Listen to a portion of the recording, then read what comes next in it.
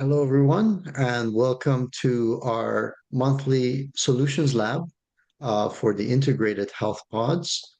Thank you for joining us. It is important for us to start these sessions on time, so I just want to make sure that going forward, we start this promptly on the hour and go from there. Um, we have a couple of people in the waiting area, so I'm just waiting for them to join as well, and then we can go ahead and get started. But the question is, what if communities could own and operate their own health systems, building local expertise and livelihoods through trust-based commitment networks that harness emerging technologies to serve their needs, not external agendas?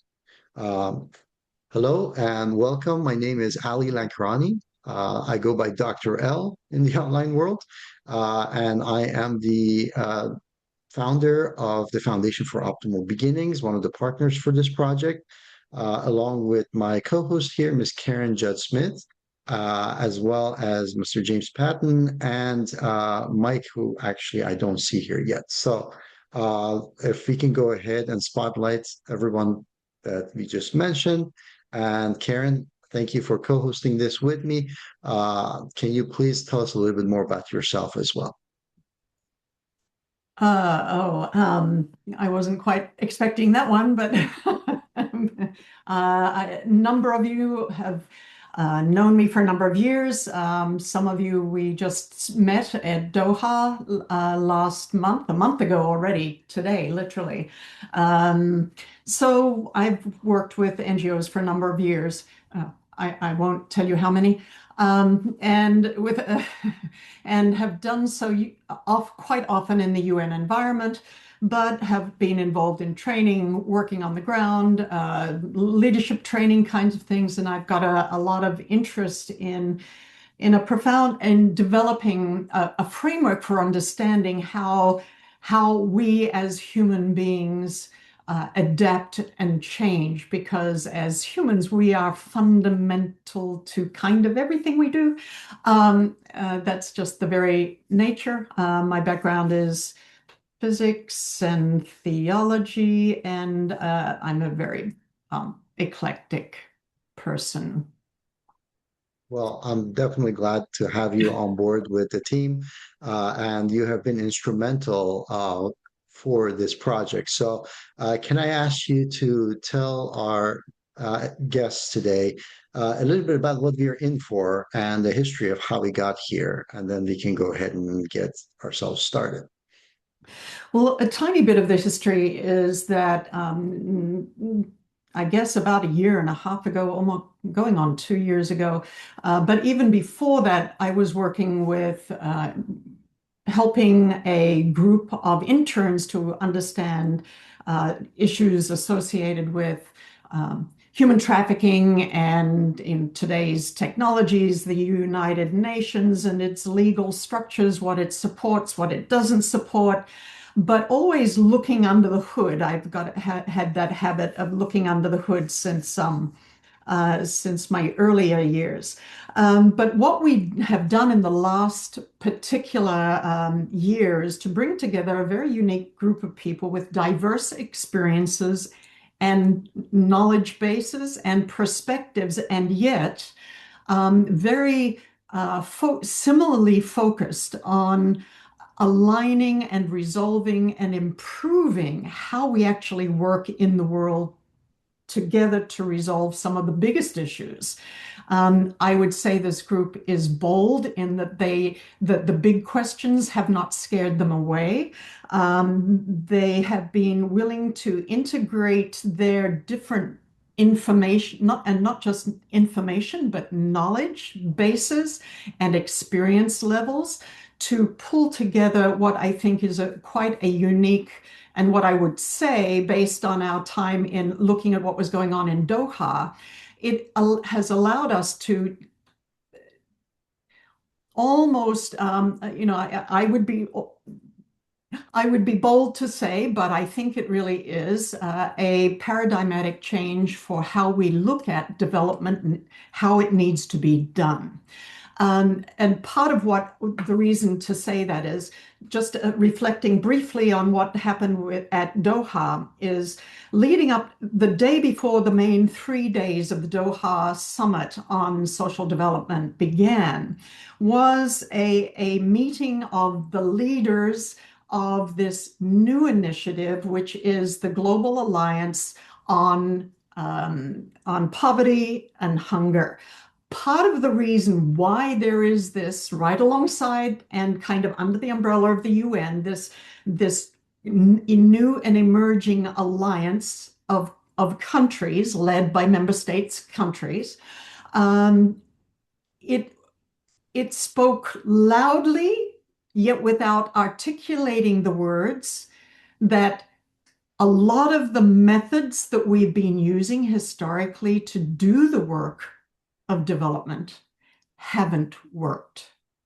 They have, putting it bluntly, failed, which is why the Sustainable Development Goals took over from the what was it? Anyway, back in 2000 was the Millennial Development Goals, and then it became after 15 years, and now we're looking to, I guess it's the Sustainable Development Goals that were established in 2015.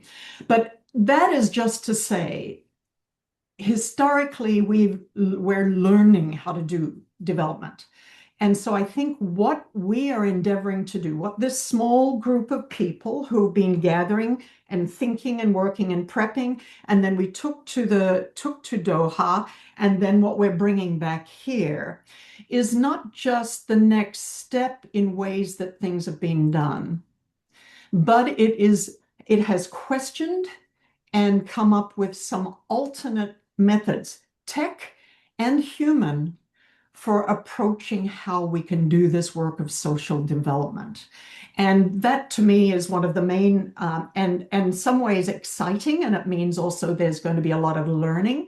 But what that means is we're not at the back of the line trying to catch up. We're at the leading edge, which sometimes can be seen as the bleeding edge, but it is at the leading edge of making a difference. So that to me is what is a version of a description of how we are here. But my hat is off to each of the people who have been involved in evolving this approach, because they are drawing on years of very notable experience, insight, and understanding, and courage of who they are as individuals.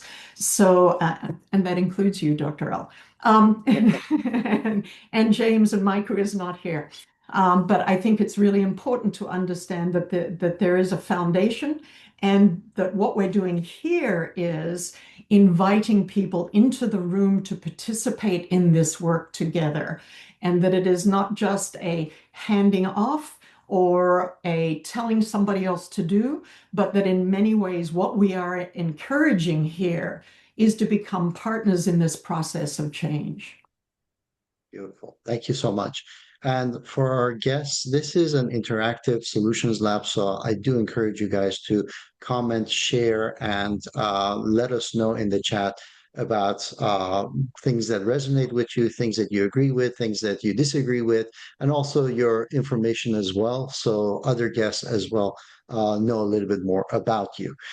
During this session, we hope to accomplish a lot. We are going to talk about updates as far as what has been happening. So that's what Karen just so eloquently mentioned. We also want to make sure we take the time to invite you guys to introduce yourselves and also have an opportunity to collaborate, and also determine some next steps for us to be able to go through.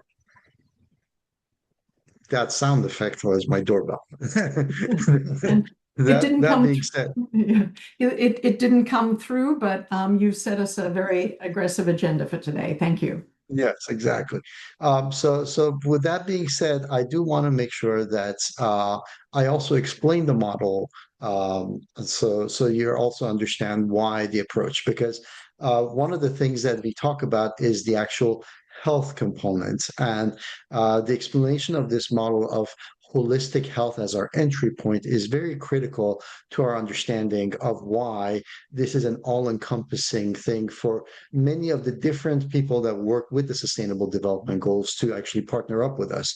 The health integration pods address multiple dimensions of well-being, creating the foundation for comprehensive community development.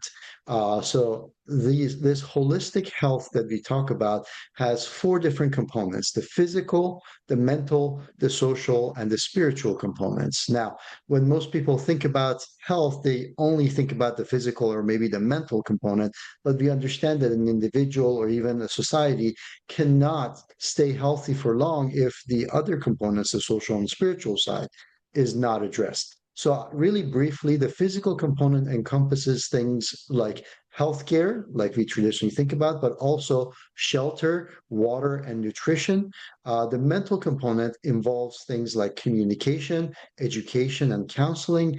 The social component addresses things like not just the physical world, but also the virtual world nowadays. So technology also is a part of that social component, as well as partnerships, capacity building, diversity, equity, and inclusion that is essential for the growth of a community. And on the spiritual side, we're not just talking religious, but we're focusing on things like employment, a sense of fulfillment, sustainability, and ultimately the pursuit of happiness. So holistic health embodies all of those four components, and we invite partners from all of those capacities to be there.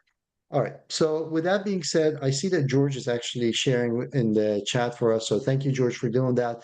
I do want to make sure that you guys have the opportunity to introduce yourselves. So if you have the capacity and we respect your privacy, but if you would like to either come on camera or unmute yourself or share with us in the chat, we would welcome your input as far as who you are, who you represent, and go from there. And I'll let Karen moderate this section, which is the more difficult section. But Oh, thank you. but by making sure that anybody who would like to share and unmute themselves, they can digitally raise their hands by going to the reaction button, and then Karen will in turn kind of call on you to introduce yourselves as well. I want to be so bold.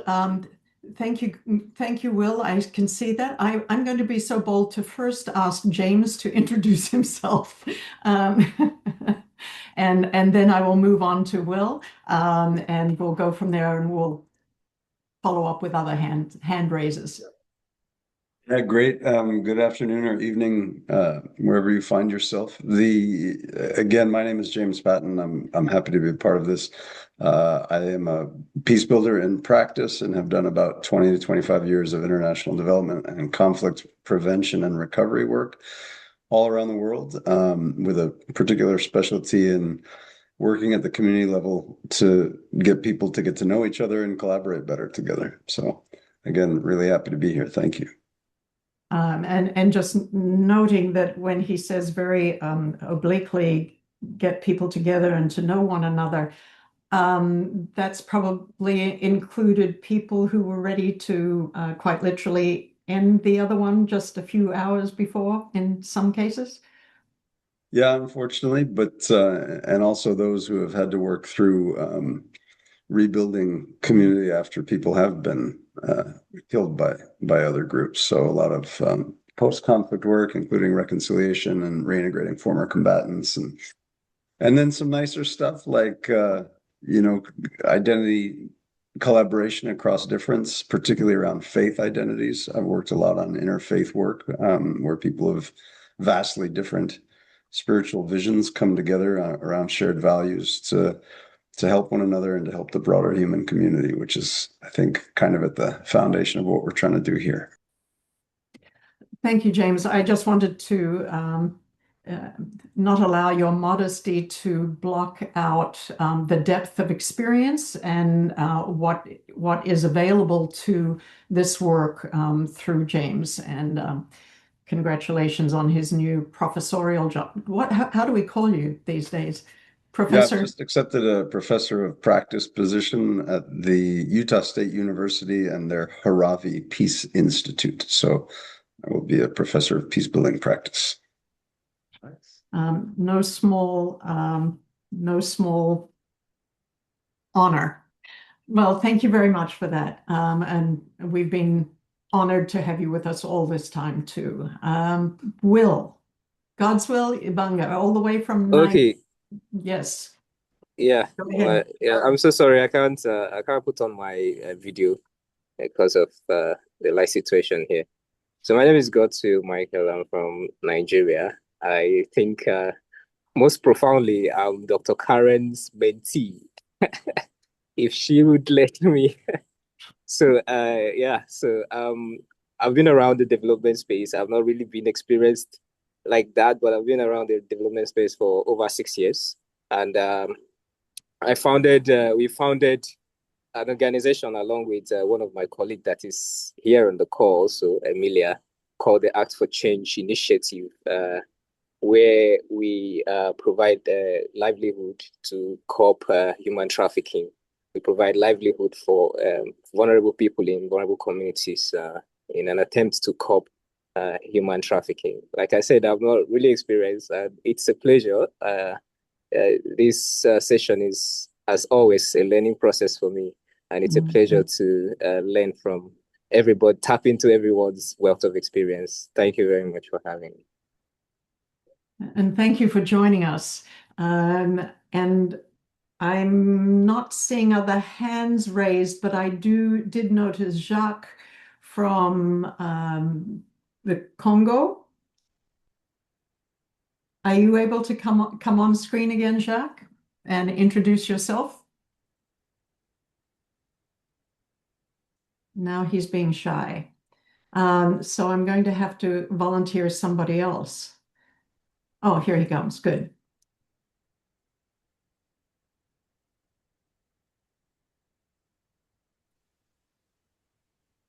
Yes, hello, sir. Hello, how are you? I'm fine. Thank you very much, Dr. Karen, and all the team. I don't know if you can see my you can see me, my presentation. It came and then it disappeared. So, Oh, I can try again. Sorry, because of maybe it's because the problem of the network here, because I'm now at the field. So I can try again to share my presentation.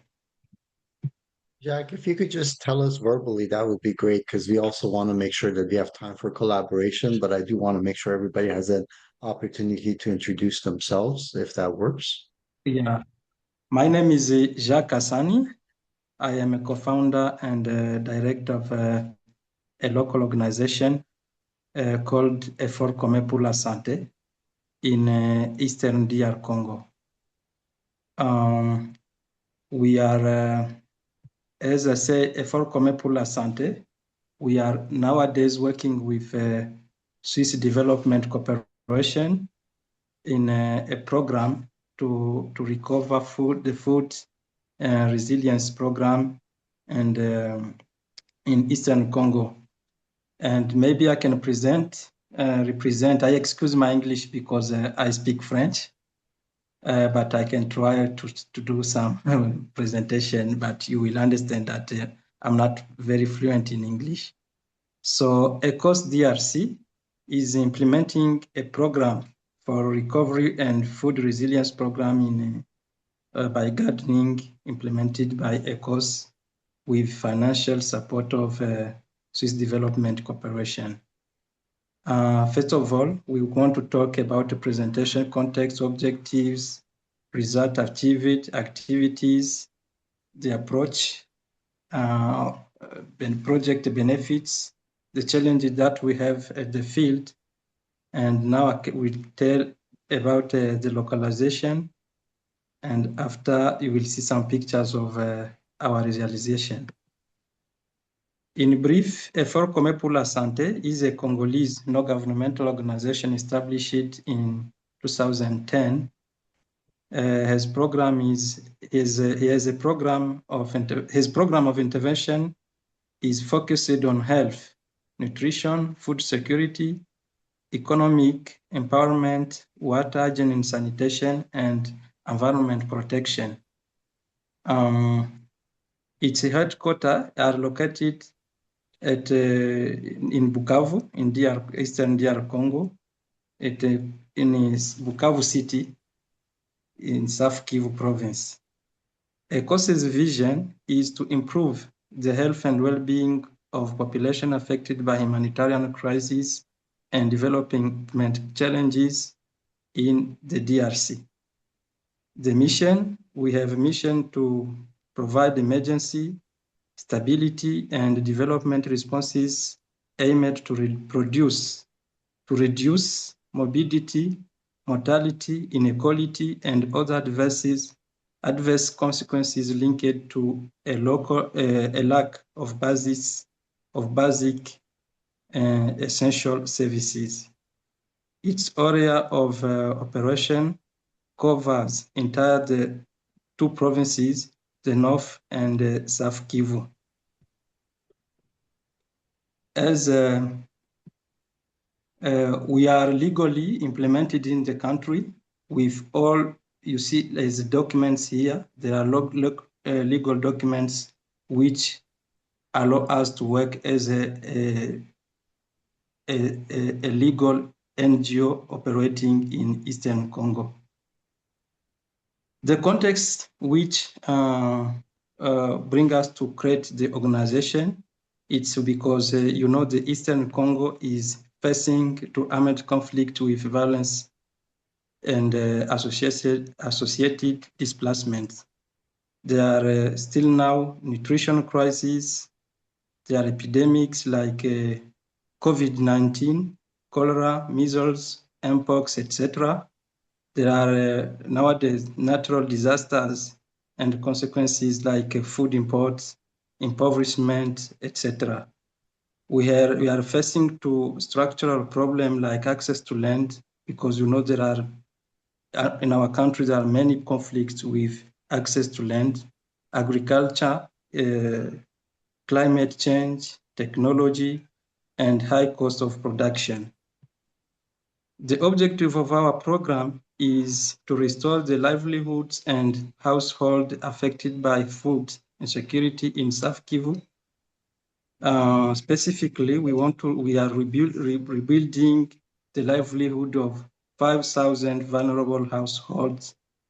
We are strengthening the knowledge of vulnerable households through nutritional practices and demonstrations of cooking techniques. We are improving access to water, and sometimes we organize in community to access to health services, because our project is in a framework of SDGs, and we are working with SDG 3 because agriculture is one of the determinant of health services. As activities, we make advocacy for access to land. We support we support farmers of a project of production necessary, like giving them vegetable seeds, like eggplant, tomatoes, onion, amaranth, cabbage, etc. We can give them tools or all necessary to fertilizer the land. We establish and demonstrate plot for agriculture techniques. We build capacity. We marketing support. We support for economic and social development committee, nutrition awareness and cooking demonstration. We rehabilitate and construct water and sanitation and hygiene, and by Bon Fontaine. As an implementation approach, we implement directly with community. We can do some disseminations to give for each one all the necessary to produce. We demonstrate them and some new technologies, techniques. We we promote community participation, and our program is for 24 months in the territory of Kabare, Kalehe, Walungu in South Kivu, and in North Kivu, we are in Nyiragongo and Masisi. The advantage of the project and the program, because it has the fast growing crops, it improves food security and nutrition, it improves social cohesion, it improves household finance, it improves the financing for basic services such as health, household, housing and education, etc. We are really have some challenges. There are the persistence of humanitarian and structural challenges, the high demand and limited resources. The Eastern Congo nowadays, as it is facing to war with rebels of M23, there are many displaced population and returnees who need who want to integrate the project, but our resources are limited. We have challenges of preservation, the processing and technology and market access. We have other challenges, seasonal. There are abundance and scarcity, water shortage in most area, multi-sectoral needs of beneficiary communities. Jacques, Jacques, I'm going to ask you to wrap up, if you would, please. Yeah, I am now at the end. You can see some pictures of what we produce. Here there are tomatoes, eggplants, onion, and so forth. We give water. Here we rehabilitate. So it's that maybe what I can say for a course nowadays in area affected by conflict in Eastern Congo. So in conclusion, I can say we have the capacity or capability and experience to strengthen health system in developing countries, and we remain open to collaboration with other partners in achieving SDGs. Thank you very much, sir. Thank you. Thank you, Jacques. I think one of the things that made me think about as we're doing this is, as we go forward with this monthly meeting, we're going to have the opportunity, I think, to feature different organizations, initiatives, and processes or successful methods for doing things. We're going to also, I think, what is going to be useful for us to do is to look at and to be able to separate out into breakout meetings those who are doing things that are similar and can benefit from networking amongst themselves. Will notice that you're doing something that is very similar to what they're doing in the southeast of Nigeria. And so that'll be good for you guys to connect.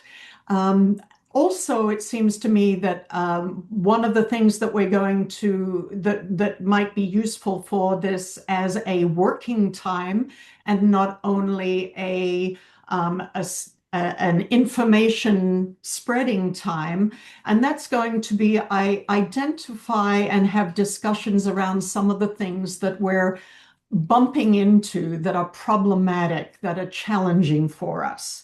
So sometimes when we hear what others are doing, maybe if we can get everybody on the screen, can we, is that just my, could be just my screen.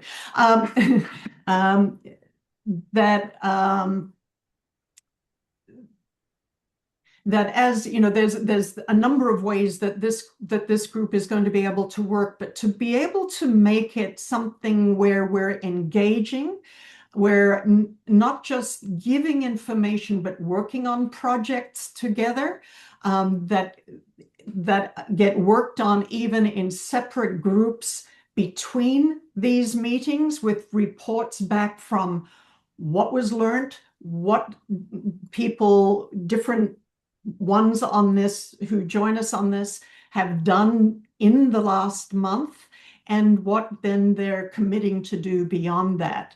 Part of what is always at least important to me, and I think to most of us, is what actions can we take? Understanding what it is we can learn from one another through engaging one another, and also what we can provide for one another, and building out those confidence in what we have, understanding and seeing it sometimes, confidence in what we have, and then finding those best ways to work together. So I think one of the things that Dr. L has been saying, and maybe hasn't even laid out completely, is that part of the plan and the idea for this monthly meeting is to do things like information sharing, and is to be able to provide opportunities where we do break out into meeting rooms. And we can even do that for a short while today. We've still got time. We've only been here for 34 minutes. So this is good. We've got this hour's time to even break out into meetings where we can talk more specifically with one another. And I think then what can always be good to add even into the chat and things, either things that caught your attention, that you heard from another person that you might find useful and applicable, and also to identify even things that you're looking for. Now, people might not be able to provide that outright, but discussions can begin around those things. And the generative process of dialogue and engagement is what we also want to facilitate in this, and why we're calling it a solutions lab. We're trying things out. We're working on clarifying a problem, but we have to first have a thesis about that problem. What might we do to solve it? So we're encouraging that kind of thinking, not just what can I get, what do I need, to identify those things, and then to think, okay, so if these are the problems, let me look back again at what we've got. What did I hear that Jacques said, or that Will might say, or that Laura can provide unique perspective on? And then what can we do together? And Dr. L mentioned that he wants all of us to have homework for the month. We're probably not going to go back to school quite.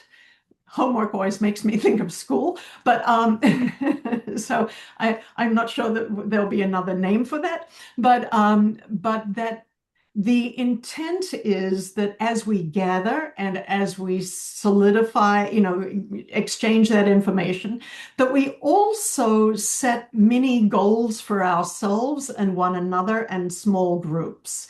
So I want you to think about how, even hearing what Jacques was saying, what that might mean, is, and some of the tasks that we can do might even be, oh, I know somebody else who's doing that. Maybe I can introduce Jacques also to this person and the other person. So part of this is to generate and encourage engagement, and thinking of even small steps that we can take to build out our networks, to better inform us, and to provide even those of us here with knowledge that we do have, based ideally not just information.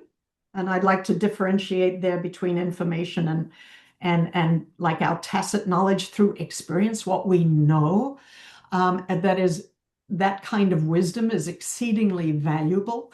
But to share that and be willing to be those partners and even sometimes accountability partners.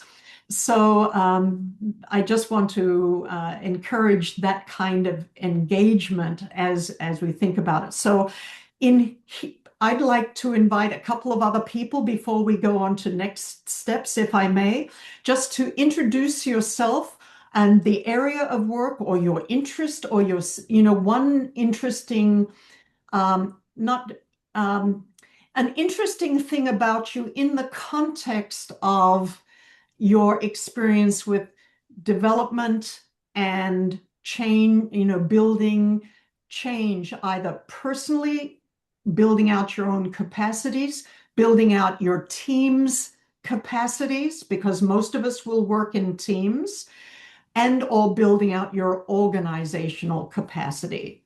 So does anybody else have their hand raised yet to introduce themselves and the place where you're from and what you've seen and known and done before I start inviting other people?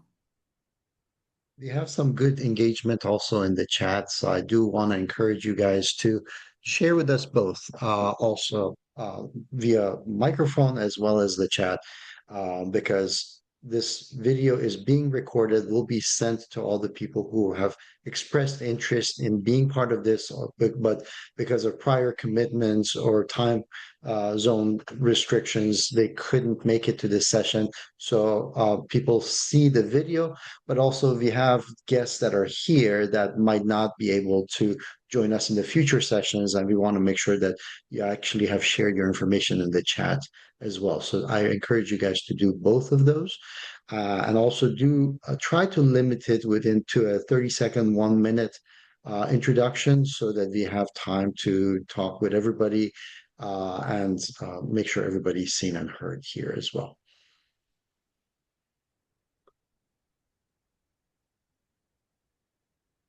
And while we were waiting for this, James, did you have a question or concern that you would like to bring up as well? Yeah, thanks. It's not so much, yeah, it's just kind of an inquiry. I mean, we all realize that the multilateral funding space has gotten hit very hard in the last year or so. That's not just the collapse of USAID, but the pressure on Europe to push more money into NATO funding, which then will limit the funding that they have for development work. And even the United Nations feeling a lot of stresses on their internal sustainability as they try to advance the SDGs. So funding is always a problem at the NGO level. Always has been, and now even more so.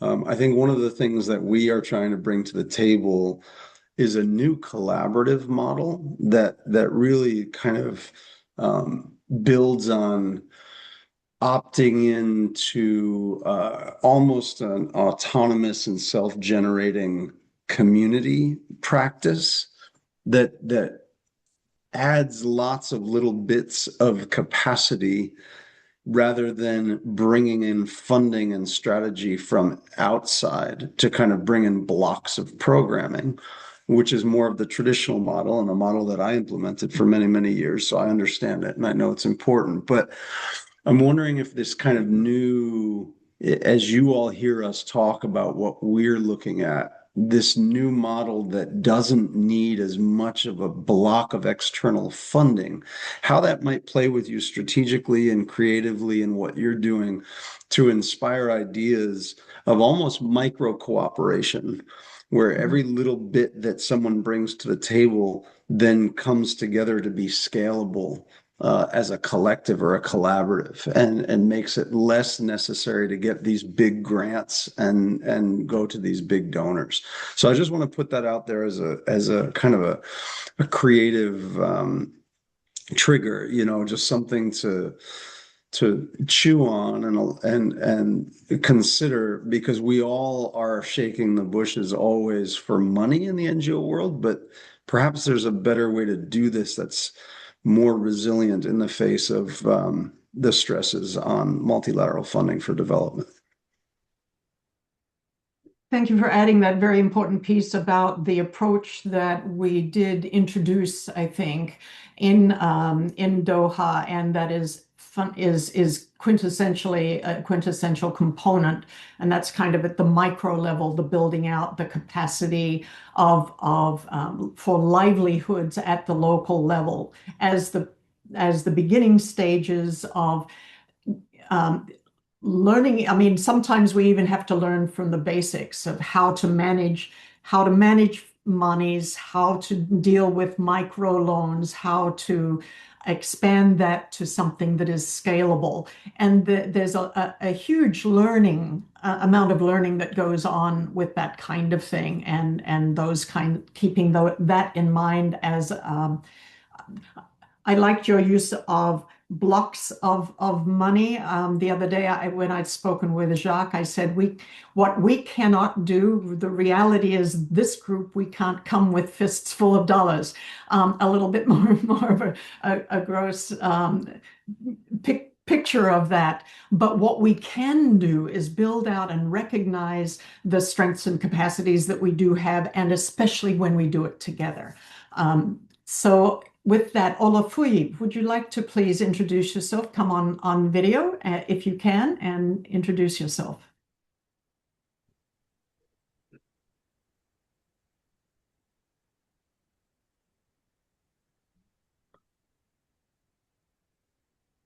Okay.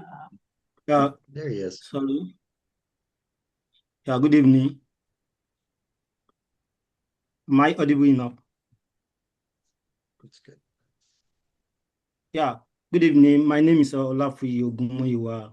I'm from Nigeria. I am a power and renewable energy expert for like 10 years experience.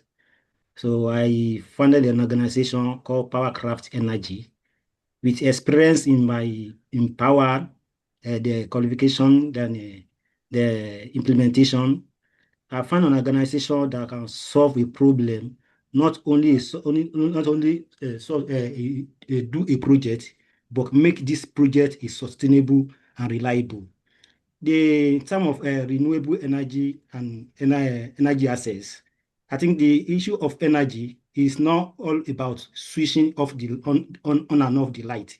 It's not all about underserved or remote community having light. It's about it's about providing economics improvement for them, education, and their health-wise. Because I myself, I grew up in a remote village. My experience, it was in fact, it was my experience that led me to led my passion to this stage. Because I experienced, in fact, a small boy will come from school in the evening, have access to light to read in the evening. It was what I experienced. Now, in terms of earth-wise now, women in rural area, their energy source now is charcoal, majorly on charcoal wood, which in turn contributes major carbon emission to our atmosphere. How do we now reduce this? We are talking about renewable energy. Invariably, we are also talking about climate change. There's no way we provide a clean and reliable energy that will not reduce carbon emission to the society. My project focus on access energy to renewable, remote and underserved community. Because more than millions of rural area in Nigeria, they have not even access to electricity. That means they are still using their charcoal, their kerosene, their fuel.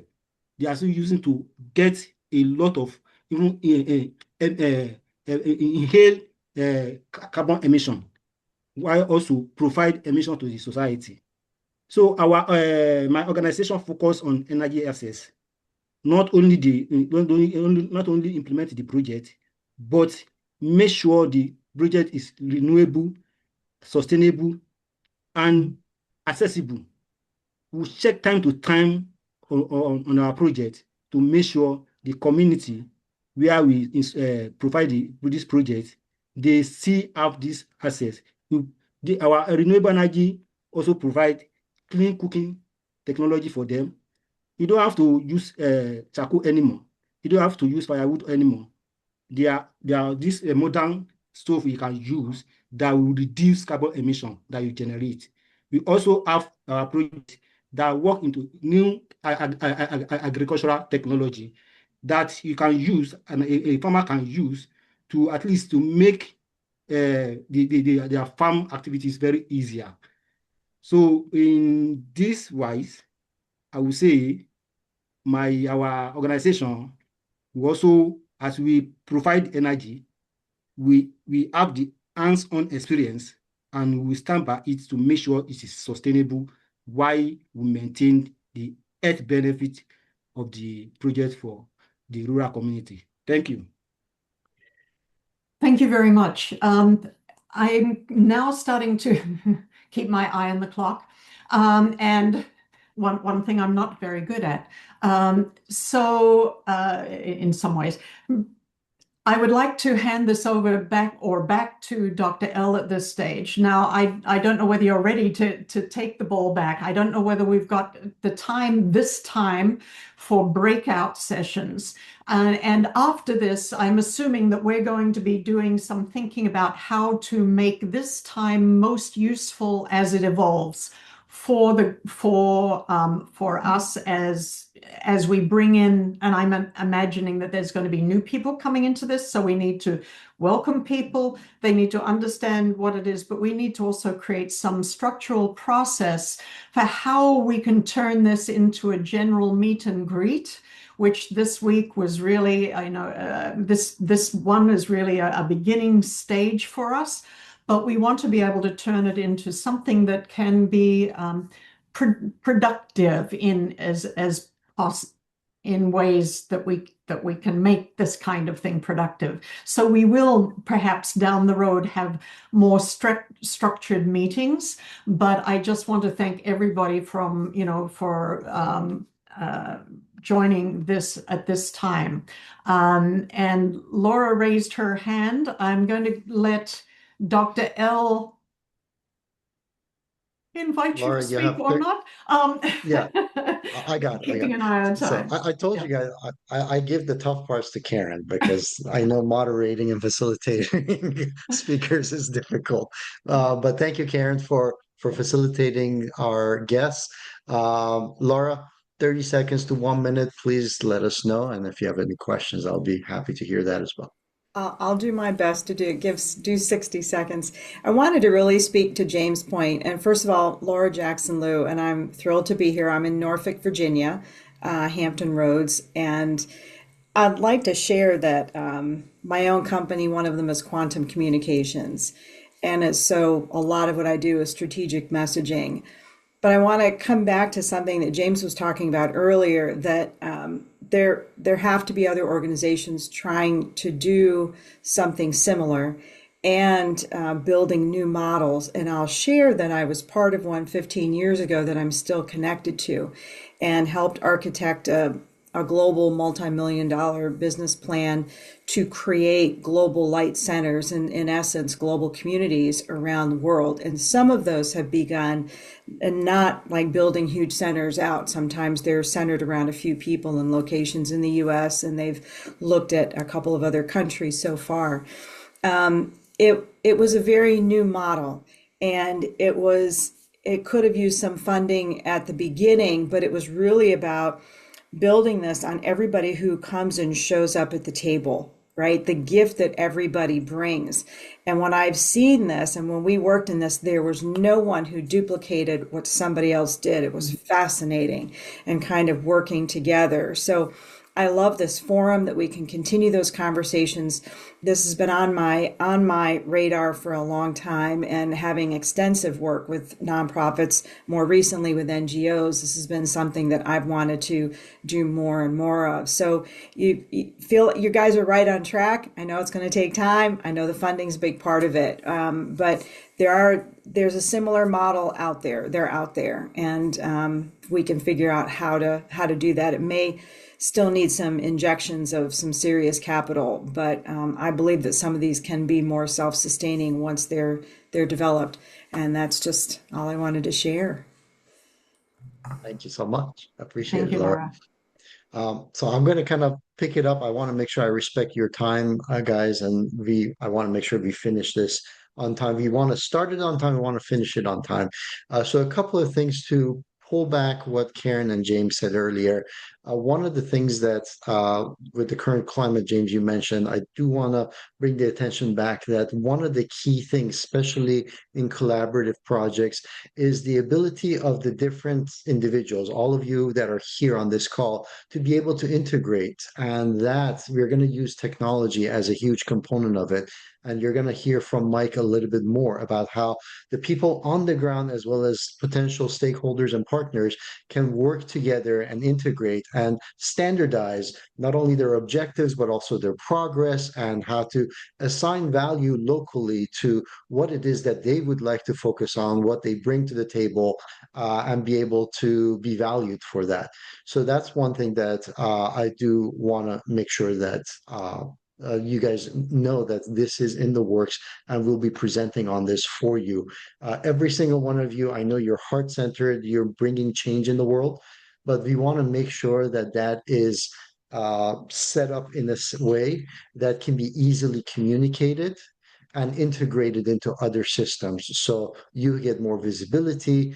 Funding is part of that, and also being able to be utilized more in areas where your expertise are needed. So that's the first thing I wanted to mention. The second thing is regarding your location, your focus, and your expertise.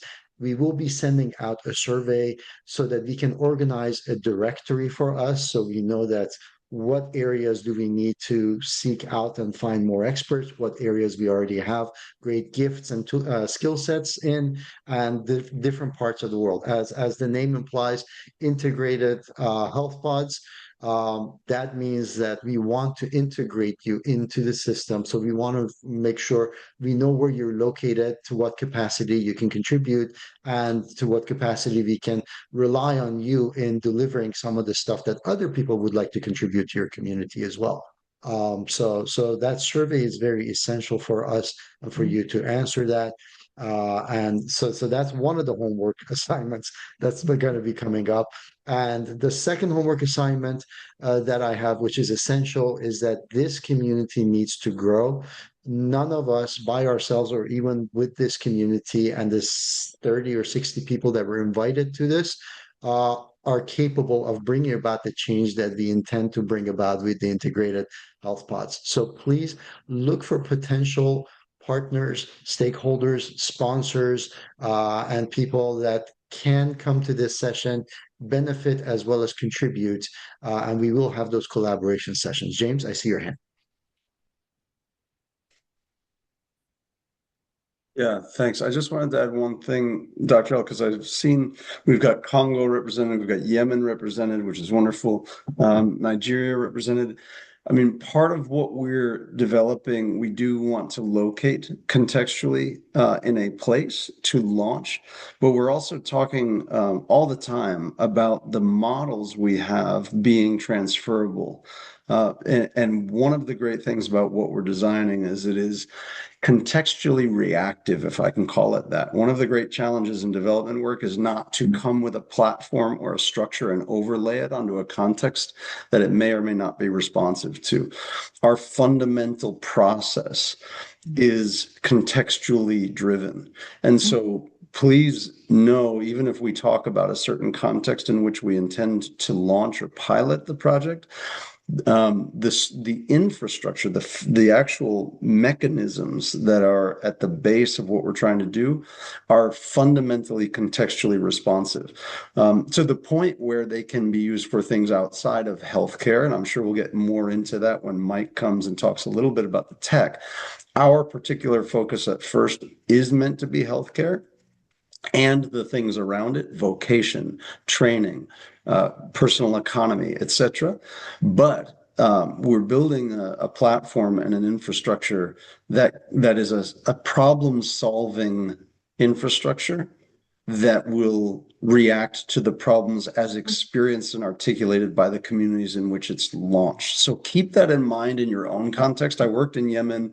I've worked in the Sahel and Sub-Saharan Africa. I've seen all the distinctions in those spaces, and I know that it's sometimes hard to struggle when a donor or a project idea comes in and it doesn't quite fit. This is not that, and I know we're going to get more into that as we move forward with some of these conversations. And if I may just throw in on that piece, Mike was not here to introduce the tech side, but that's one of the unique things that we will be doing is providing an open source technology that will be, the very short version is amazing, but the other longer version is that you'll be able to adapt it and utilize it for as large or as small ways that you want to be able to have some kind of tech that captures data that helps you figure out how you're doing, what you need to focus on, and always being able to call back to what information you do have, what information you do need. That's a very bad way of explaining that it's very useful. It will be open source, and we'll be making that available to those of you who are interested down the road as this. It's underway.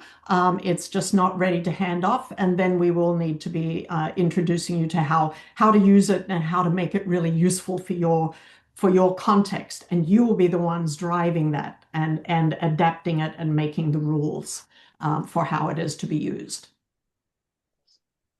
Appreciate it. Thank you, Karen. Thank you, James. Thank you all for the input. We are at time. Please make sure that you introduce anybody that you think does belong to this community or can add value to our collaborative efforts by emailing them and CCing us. The email is solutions@rolemodelmaker.com. And also look for that survey. We appreciate you. Until next month. And Alicia, if you can put the date of the next session here as well, so you can schedule it on your calendar. It's the first Wednesday of every month going forward into 2026. Don't forget to do your homework. Thank you all. Have a great end of the year and beginning of the new year. Yeah. Optimism all around. All around. Thank you very much, everybody. See you next year. The recording of this will also be sent to you guys, and feel free to share that as well.